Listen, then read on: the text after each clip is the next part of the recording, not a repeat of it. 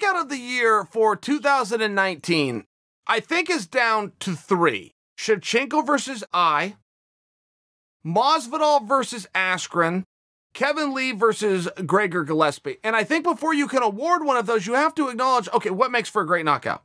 What is it?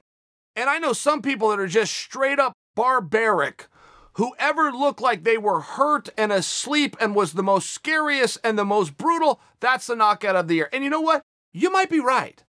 There might be a level of barbarianism that does come in to watching one athlete put another capable athlete to sleep. You might be fair to do that. I'm generally looking for technique, though, myself. I'm more into the technique of it and what surprised and boom, what landed on the mark and what put the person down. That's for me. I thought that as you look at those, I mean, look, it's pretty obvious that knockout of the year goes to Masvidal. 5-second knockout. By the way, he was a big underdog going to that fight. Don't forget, Masvidal was only in there with Askren because nobody else wanted that job. And Masvidal had the courage to go out and do it, okay? It wasn't a wonderful matchup, even historically looking, where you've got the great wrestler against the great striker. I mean, there was many things against Masvidal, and he went out there like a man and did it anyway. Oh, and by the way, left as a top contender for the division and set a record 5 seconds.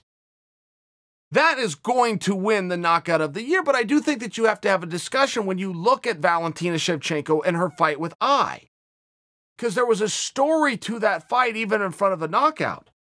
I thought that her better round technically was the first round. If you go back and watch that fight, you'll remember the arm lock, but you'll also remember how the bullet stepped over, how she did everything right. Nobody could believe that Jessica Ai wasn't tapping out.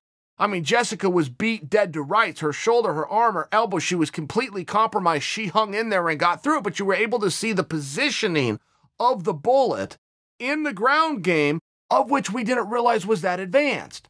You then come back into the second round. Now Jessica Ai, as well as all the audience, is thinking about the bullet's ground game, and she come out and surprises you with a knockout. I mean, there was a lot on that. There was so much on that fight that people began an online conspiracy that Valentina Shevchenko is an underground spy.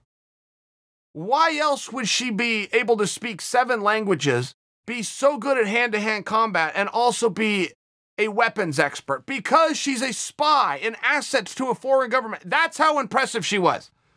She was so impressive with that knockout that a ridiculous conspiracy theory not only started, it gained steam. Which, as silly as the narrative is, it's still meant as a compliment to her. But then you have to go and look at Kevin Lee's big knockout. I mean, one thing that happened, okay, he's in there with Gillespie. And that fight was very interesting because Kevin Lee's a national runner-up in wrestling. Gillespie was an undefeated national champion in wrestling. Gillespie's never lost.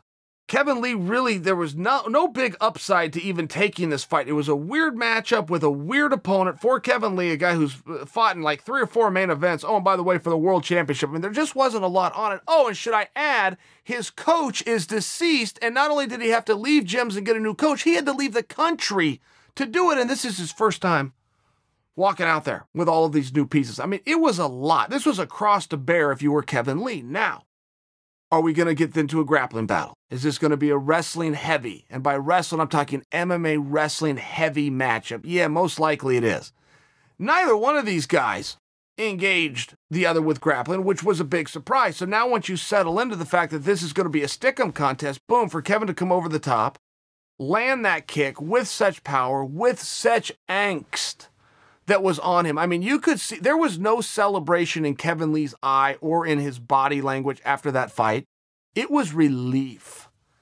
Kevin Lee, for the first time in a meaningful period of time, was able to exhale. And you could just see it. And there was so much on it, not to mention being the first one to crack the Gregor Gillespie code. There was a lot on it. And I think if you narrow it down to those 3, I think that you could have a fun debate there. But I do think that the obvious winner of this goes to Masvidal, but I think that you get to have a real discussion, and maybe even a more fun, maybe even a more competitive discussion, is who gets the silver medal? Does it go to Kevin Lee or does it go to the Bullet? I think that's where you can really start the argument.